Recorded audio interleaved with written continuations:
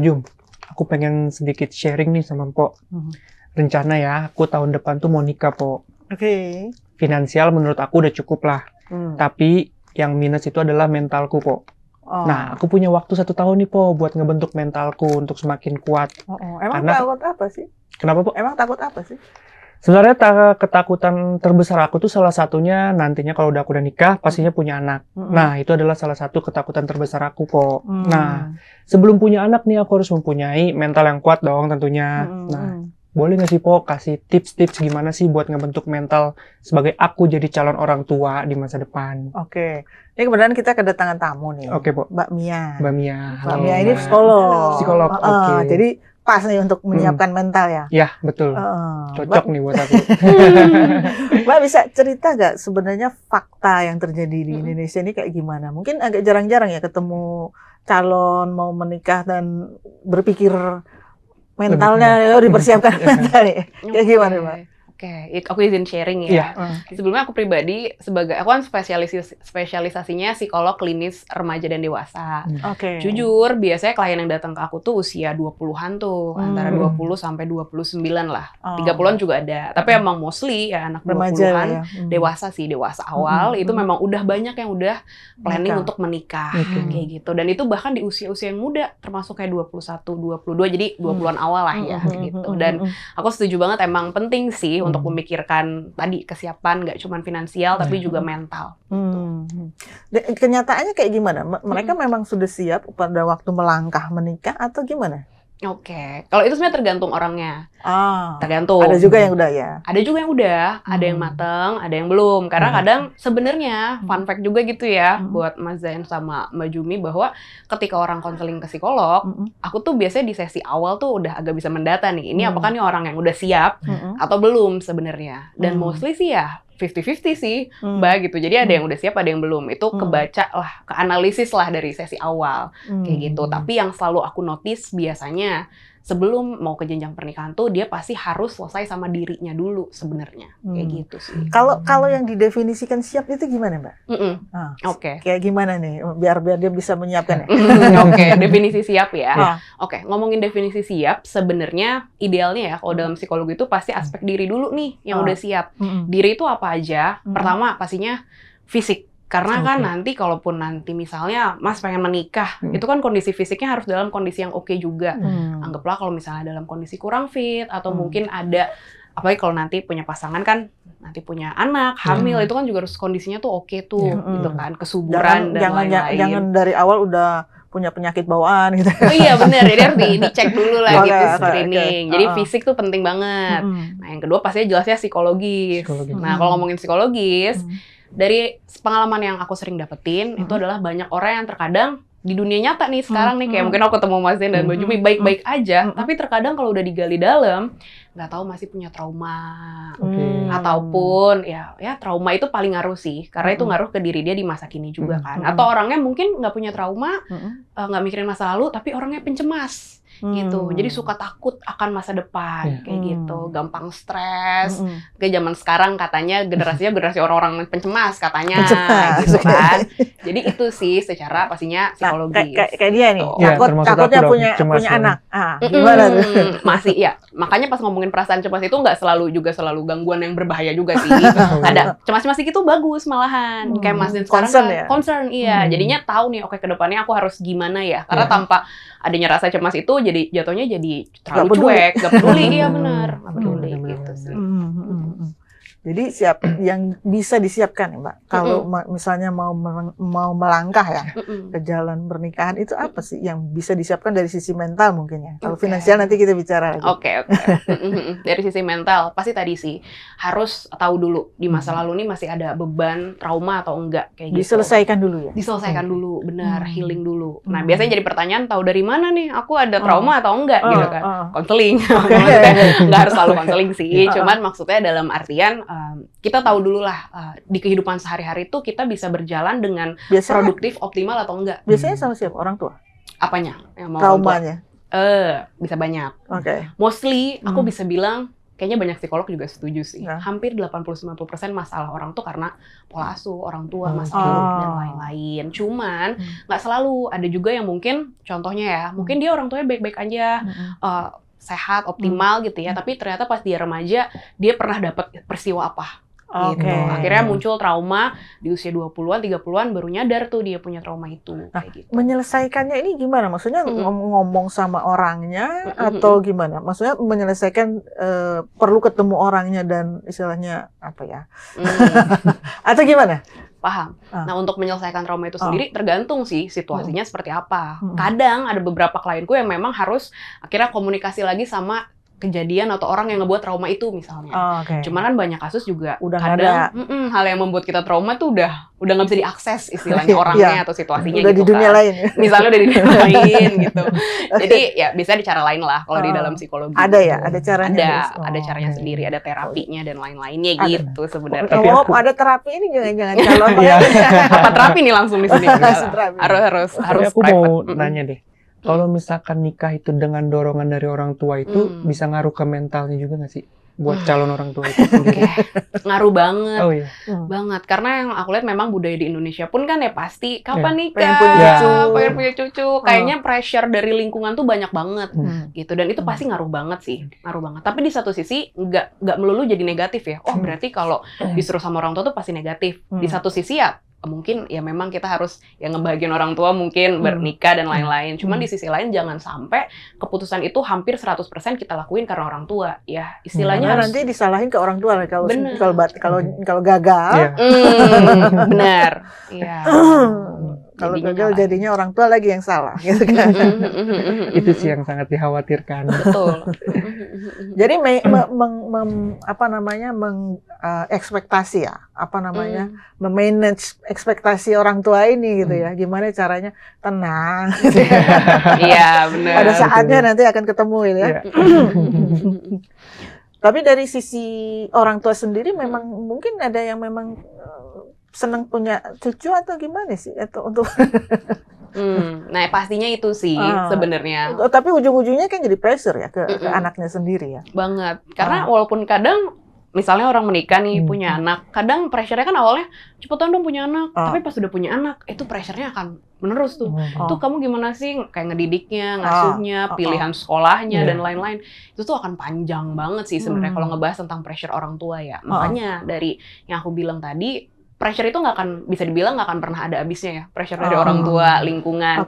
Jadi kitanya yang harus strong, kita yang harus lebih kuat gitu, harus berani dan harus bisa jaga boundaries kalau di psikologi namanya, atau batasan diri gitu. Jadi kalau orang tua pun udah terlalu ikut campur anggapannya, kita bisa speak up. Itu sih sebenarnya skill-skill yang diperluin juga gitu. Tapi bukan berarti kita mengabaikan orang tua atau jadi egois sama kita juga ya, enggak sih. Jadi tetap Jadi ada orang tua. itu hak kita yang untuk ngurus diri sendiri misalnya gitu ya. Benar banget gitu sih. Jadi nanti kalau misalnya mau mulai ini punya anak gitu kan, itu mungkin ada ini juga ya, ada apa namanya? Ada hitung-hitungan masalah biaya gimana? Nggak masalah? Masalah biaya untuk saat ini sih nggak masalah kok. Tapi kan yang ada khawatiran anak juga nih, untuk anak. anaknya, persiapkan anaknya juga. Gimana tuh kalau masalah finansial tapi dari sisi persiapan kan sekarang katanya sekolah makin lama makin mahal. Makin mahal, betul. Harus itu dulu, harus apa? Kayak semacam bukan PO sih, bukan PO. Harus ngantri, ya benar. Terus belum nanti kalau misalnya pengen, saya nggak tahu ya sekarang sesar kayak gitu macam-macam iya, juga. iya. Lumayan Biaya, juga biaya biaya ya, besar, mahal iya. juga. Nah itu biaya-biaya kayak gitu gimana tuh? Udah disiapin juga? Itu sih masih belum. Nah makanya aku pengen tanya juga nih persiapan finansial setelah nanti aku entah aku udah punya anak nanti untuk lahirannya sampai ke sekolah. Itu perlu disiapinnya kapan? Kalau kayak begitu. Atau terlalu jauh kalau dia mikirin sekarang. Nggak jadi-jadi nanti. Sebelum itu ke biaya weddingnya dulu nih. Oh, Nikahnya kan biaya kalau di dulu. Indonesia kan kadang suka mau besar-besaran undang semua dari sisi keluarga ayah, dari ibu. Nah itu sih biasanya yang bisa disiapin tuh pasti yang hal primer dulu. Mungkin sebenarnya ya wedding pilihan sih mau gede atau enggak. Cuman udah pasti kan harus siapin ya rumah Betul. atau transportasi, kendaraan, Hmm. contohnya gitu ya, uang tabungan, itu penting banget sih. Karena tanpa adanya itu nanti gimana gitu kan. Biasanya wedding abis-abisan udah gitu nggak apa-apa. Itu yang ditakutin, makanya banyak terjadi gitu ya. Jadi ya Ah. lebih baik sebenarnya prepare itu dulu kali ya. Kalau yang buat yang belum nikah nih, cuman kalau yang udah nikah, balik lagi sih udah bisa mulai tuh berarti nabung istilahnya buat anak, sekolah, setuju banget. Sekolah kebutuhan tuh, wah Jadi disisihkan sebagian Hmm. untuk tabungan pendidikan. benar, ya. Hmm. Gitu. Itu jadi penting sih. Makanya skill yang dibutuhin tuh sebenarnya jatuhnya planning gitu.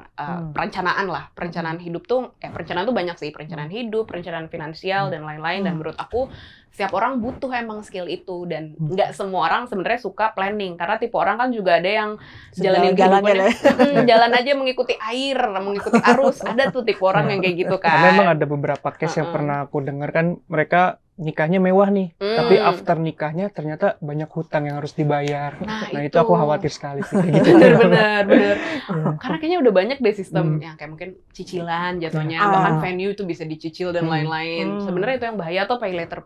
Nggak harus tentang venue wedding ya, mungkin kebutuhan-kebutuhan yang kita nggak tahu. Padahal kan. itu baru permulaan perjalanan ya. Iya, makanya nggak kebayang kalau udah punya anak kan mungkin ada momen-momen takutnya kalau dia emang nggak prepare dari awal, momen kepepet. Jadinya kan kita nggak pernah tahu tuh. Itu akhirnya menggulung karena emang yang tentang pinjaman online tuh jadi problem juga orang-orang konseling ke aku, terlilit hutang dan lain-lain. Itu juga jadi problem sebenarnya sih. Mbak, tadi balik ke tentang persiapan diri ya. Setelah kesiapan diri ini mungkin bisa mulai nggak? Saya pertanyaan tadi ngomong biaya nih, saya jadi kepikir juga.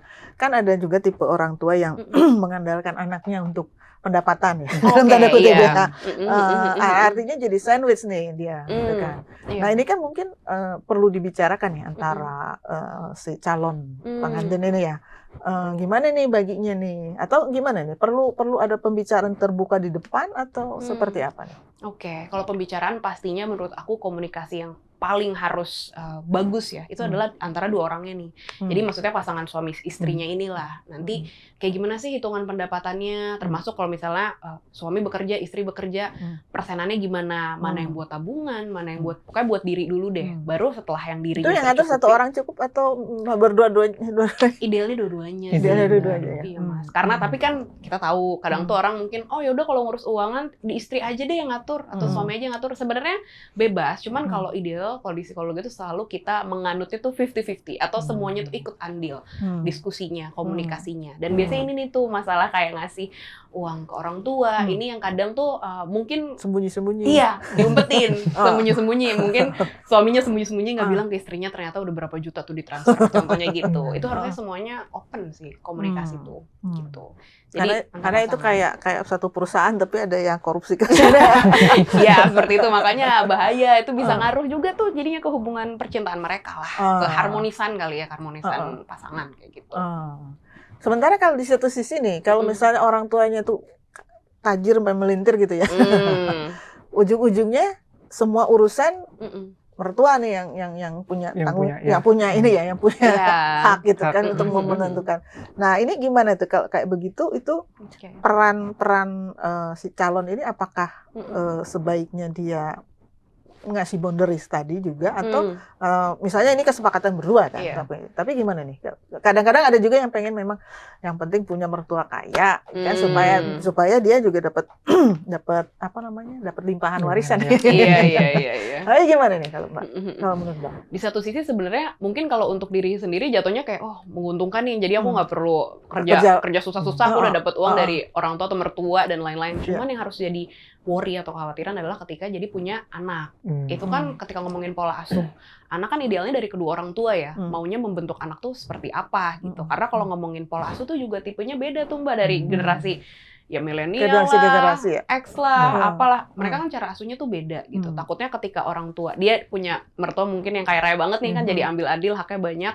Ya akhirnya tadi pola asuhnya jadi bukan pola asuh dari orang tua, mungkin malah dari jadi kakek neneknya. Atau mungkin bisa juga anaknya jadi terlahir lebih dekat misalnya sama kakek neneknya. Jadi nggak suka sama orang tuanya kan.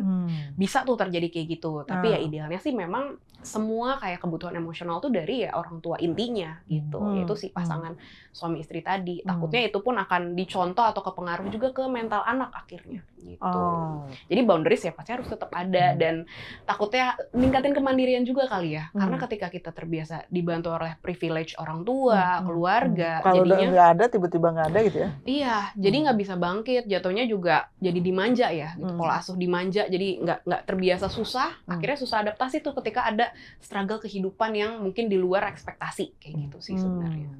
Oke, jadi mertua lu tipe yang mana? Yang mana nih? Caber. Trust Bank, support your financial solution. Trust Bank, give the best to you. Trust Bank, make a better future with Trust Bank. Mbak, gimana sih Mbak cara kita untuk menciptakan lingkungan yang mendukung kesehatan mental dalam berkeluarga itu? Oke, Ya. berarti ini keluarga inti aja nih, Ya. pasangan dan anak misalnya kayak gitu ya.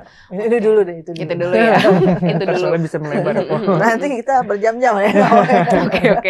Oke. Pastinya kalau ngomongin lingkungan kesehatan mental ya, kita tetap butuh kebutuhan primer itu harus terpenuhi dulu lah ya. Kayak ya yang tadi aku udah sempat bilang rumah dan lain-lain buat anak, tempat tinggal, air bersih misalnya contohnya gitu ya. Ya secara lingkungan tempat tinggal dulu deh. Tapi sedikit Mbak. Boleh. Tapi kalau misalnya nih persoalan ini juga pasti terjadi di pasangan muda ya. Iya. Belum bisa beli rumah. Oke. Iya kan? Benar. Iya. Terus mungkin pekerjaan juga masih PKWT, Oke, ya. masih kontrak-kontrak gitu kan. Nah ini apakah dia sudah bisa memutuskan untuk melangkah? Nggak apa-apa deh, nggak apa-apa. Nanti juga ujung-ujungnya juga pasti dapat gitu. Atau gimana? Oke. Sebenarnya nggak apa-apa juga, nggak masalah. Anggaplah oke tinggal di rumah mertua dulu. Nah, tapi apakah mereka punya ruang sendiri kayak kamar sendiri atau kayak tadi apakah tidurnya bareng-bareng, ada privacy itu nggak sih, batasan diri itu nggak sih? Sebenarnya pertama yang penting itu. Walaupun mau itu rumah sendiri atau rumah di rumah orang tua dulu gitu ya. Cuman di samping itu kalau secara tempat tinggal safety itu udah aman tuh. Dari situ yang tadi aku bilang kebutuhan emosional. Jadi ke anak tuh harus selalu kayak ya jadi lingkungan yang sehat lah, dikurang-kurangin. Nah, kadang kan ada tipe orang tua yang kadang mungkin bercanda, tapi mungkin nyelekit ke anaknya, kata-katanya gitu Menantu ya. Jadi kayak lebih kayak lingkungan yang happy, ya banyak senyum juga, terus juga yang ngajak ngobrol anak, tanya kabar gitu. Jadi lingkungan yang sehat dalam artian nggak ada tadi tuh pressure-pressure yang mungkin kadang kita ngerasain dari orang tua jadinya anak tuh kena juga kayak gitu. Nah itu harus harus di-cut lah dari kitanya. Sama kalau kitanya lagi stres juga tuh harus bisa handle kan, biar si emosi negatif kita tuh nggak kita turunin ke anak. Sebenarnya itu soalnya sih. banyak yang nyela-nyela juga sih Mbak ya. Kayak apalagi kalau cowok gitu tinggal di rumah mertua, apalah itu istilahnya ya udah macam-macam gitu kan. Tapi itu sebenarnya nggak masalah kan Mbak ya? Nggak masalah kalau bisa bikin jadi harmonis. Malah itu di satu sisi bisa positif sih, karena dibilang kan dukungan sosial kan juga perlu ya. Anggaplah ya kalau hubungan sama ya tadi menantu atau keluarga besar lah itu tuh bagus kayak gitu ya, itu juga Nggak bisa masalah bagus ke anak, sebenarnya. nggak masalah gitu. Cuman ya tadi berarti harus sehat. Cuman tadi kan kalau kita mencoba punya lingkungan sehat yang kita aja yang atur nih, kayak mungkin pasangan suami Lebih istri gampang anak ya. lebih mudah, nggak ada intervensinya tuh nggak banyak gitu. Tapi anggaplah ketika di rumah orang tua keluarga yang mungkin juga ada kakak, ada adik yang belum nikah ikut tinggal di situ, tante, om gitu kan. Bisa bagus bisa enggak ya? Bisa bagus bisa enggak, dan Oke. usaha untuk mengharmoniskannya mungkin jadi lebih double effort kali ya gitu sih sebenarnya. Tadi untuk lingkungan, sorry aku motong. Tadi jadi dari lingkungan, jadi salah satunya itu ya dari mempersiapkan yang kita punya. Terus Iya. apa lagi tuh Mbak? Sama tadi mempersiapkan emosionalnya, kan jadi fisiknya dulu lah anggaplah gitu ya, kebutuhan tempat tinggalnya dulu, terus emosionalnya, sama pastinya adalah ngomongin future sih, masa depan juga gitu. Jadi ketika kita ya mau punya lingkungan yang oke nih, punya anak keluarga yang oke, kan kita juga harus jadi tipe orang yang mikirin ke depannya tuh mau apa sih goalsnya, tujuannya mau apa sih gitu. Jadi anaknya pun semangat. Apalagi kalau nanti kita punya anak kan harus orang tua tuh jadi harus belajar terus ya, karena kan ngajarin anak gitu kan. Ya anak tuh juga jangan sampai jadi yang kita tuh jadi tipe orang tua yang ngediemin anak. Jadi kayak anak main sendiri misalnya di playmate mereka kayak Disuruh gitu. tablet sekarang Mbak? Tablet ya bener, playmate di tablet mereka itu kan banyak banget, bener, setuju kayak gitu. Karena idealnya tuh ya sebenarnya ketika punya anak ya kita bener-bener harus ikut ke diri dia, kita secara fisik hadir untuk dia, nggak cuman dia belajar itu tuh dari internet kayak gitu sih sebenarnya. Dan itu yang benar masih banyak terjadi banget sih kayak gitu. Karena masih sibuk dengan urusan kerja, masih sibuk dengan yang lain-lain ya. Mbak, terus kalau kali dari untuk misalnya nih pasangan itu kan begitu nikah kan biasanya langsung bahkan dituntut ya, mana anaknya gitu kan. Iya. Punya anaknya. Nah, begitu memasuki pernikahan gitu kan, itu Bapak udah harus disiapin nggak sih langsung gitu kan untuk si persiapan finansial, kalau mental ya jelas ya, dia harus siap gitu kan, untuk disiapkan kebutuhannya si anak ini, atau nanti aja deh gitu kan, atau gimana nih biasanya, atau ditahan aja dulu deh biar ngumpul dulu duitnya habis wedding ini habis-habisan gitu iya, kan. benar-benar. Gimana tuh, Pak? Oke, tergantung pasangannya. Kalau emang habis nikah dia tipe yang pengen emang langsung punya anak, ya pasti udah jelas banget harus udah mulai disiapin dong, kayak gitu ya. Walaupun itu masih dalam fase mencoba dulu kali. Maksudnya kan nggak tahu langsung dikasih atau enggak gitu ya. Tapi anggaplah kalau itu belum ada di planning jauh, kayaknya emang masih belum mau. Kan banyak tuh yang kayak abis nikah nggak mau langsung punya anak, mau nikmatin masa pacaran dulu, tapi gitu. versi udah Apalagi halalnya muda ya. gitu ya. Nah itu nggak apa-apa juga, nggak salah. Selama emang itu persetujuan dari kedua belah pihak sih. Kalau omongan orang nanya, kapan punya anak? Menurut aku itu emang kita nggak bisa kontrol ya. Kita sebagai orang yang ditanya, ya anggap itu emang cuma salah satu momen basa-basi nanya juga kadang, dan atau memang beneran pengen tahu, ya kita bisa jelasin ke mereka, mungkin kayak emang belum mau misalnya, cuman ya gitulah, harus dari kita sih planningnya, tetap harus planning tuh perlu banget kalau menurut aku sih dalam hidup gitu. Tapi mungkin minimal persiapan untuk biaya ini ya, biaya melahirkan kayak gitu. Minimal itulah ya, sebelum pendidikan ya, melahirkan dulu. Benar-benar melahirkan ataupun ya nanti selama proses hamilnya tuh itu kan juga pasti butuh check up ke dokter dan lain-lain tuh, kontrol setiap bulan itu sih. Mbak, ada ini nggak sedikit nih saya kepikiran, ada kayak yang amit-amit sih ya. Kalau misalnya kan ada juga sih anaknya mungkin cacat gitu kan. Nah, ini perlu sampai situ nggak sih untuk bisa, waduh gitu kan. Sebagai orang tua kan dia harus tetap tanggung jawab kan gitu kan. Ada sampai ke situ nggak sih? Perlu banget lagi. Perlu banget lagi. Iya, karena banyak kasusnya kadang yang nggak terlalu dicek terlalu dalam, pas ternyata itu keluar dengan adanya gangguan-gangguan tertentu, ya tadi secara mentalnya mungkin yang sebelumnya udah oke, mentalnya stabil jadi drop karena nggak ada preparation itu. Karena saling menyalahkan jadinya. Iya, saling menyalahkan, atau kadang ya mungkin yang mengandung yang disalahin, makan apa misalnya selama hamil dan lain-lain. Iya, gitu. Penting banget sih karena emang kan sekarang kayaknya udah lebih teknologis juga ya, kayaknya ke dokter bisa banyak cek gangguan-gangguan. Walaupun kita tetap nggak tahu sih ketika lahir gitu ya. Itu perlu banget dicek dan perlu ada persiapan. Ketika takutnya anaknya memiliki gangguan tertentu atau apa yang akan dilakuin gitu, persiapannya kalaupun memang memutuskan untuk diteruskan tetap, tapi mentalnya dulu disiapin gitu ya. Karena pasti biaya lebih mahal. Banget, biaya lebih mahal banget makanya. Iya sih, itu harus disiapin. Nah, Mbak, kalau misalkan proses istri kita lagi melahirkan nih, pasti kan stres banget ya. Iya. Walaupun dua pasangan itu, perlu nggak sih me time untuk menghilangkan stres itu? Perlu banget. Jadi kalau ngomongin me time tuh memang namanya juga me time pasti sendiri ya. Tapi anggaplah kadang tuh orang mikir me time tuh kayak ditemenin. Iya, ketemu orang atau nggak bisa deh me time enjoy sendiri. Nah, itu tuh perlu sih. Perlu banget tetap untuk ada punyanya me time, dan me time tuh nggak harus selalu hal-hal yang berat gitu sih. Hal-hal sesimpel kita ngelakuin hal-hal yang kita suka aja, hobi. Makanya perlu banget punya hobi. Ini yang aku notice di sosial media. Nggak ada ya. Kadang tuh ada orang yang ngerasa kayak punya hobi nge-scroll. Iya, hobinya nge-scroll itu bukan hobi sih. Nge-scroll TikTok misalnya gitu, itu bukan hobi sih. Nge-scroll sosmed gitu. Jadi perlu banget punya hobi sih. Itu yang menurut aku nggak banyak orang tuh mikirin hal itu. Kenapa, Mbak? Kenapa perlu butuh hobi? Biar tadi ada rasa bosen, itu kan bisa hilang juga. Karena manusia itu tanpa tujuan hidup, dan ataupun hidupnya cuma kerja, itu dia akan nggak berwarna, anggaplah kehidupannya. Tapi ketika dia punya ketertarikan, punya hobi, passion, walaupun kerjaan itu nggak harus selalu sama kayak passion kita ya, seenggaknya tuh kita punya semangat hidup sih. Sebenarnya untuk ngetis rasa interest of life-nya tadi gitu. Ini sedikit menyehatkan mental juga ya.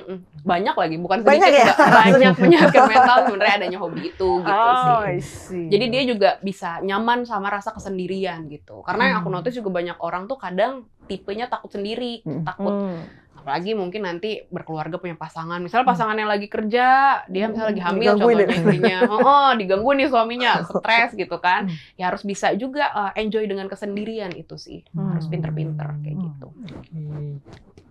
Gimana? Siap? Siap. Udah siap, Mbak.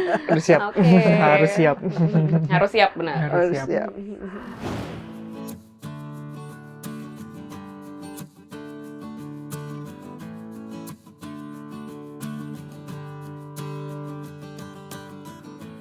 Dengan menabung di tabungan Tora, Anda bisa mendapatkan hadiah langsung berupa koper premium, American Tourister, atau Samsonite dari G-Trust Bank. Ciptakan momen liburan keluarga Anda dengan nyaman dan berkualitas bersama G-Trust Bank. Informasi lebih lanjut silakan kunjungi di www.gtrustbank.co.id atau menghubungi AXJ 1500615. Oke Sobat Kontan, banyak sekali nih masukan-masukan insight-insight untuk aku nikah di tahun depan. Bukan untuk aku aja sih sebenarnya, untuk pembaca atau penonton konten juga ya. Baik, Sobat Kontan, sampai ketemu di episode selanjutnya. Dadah!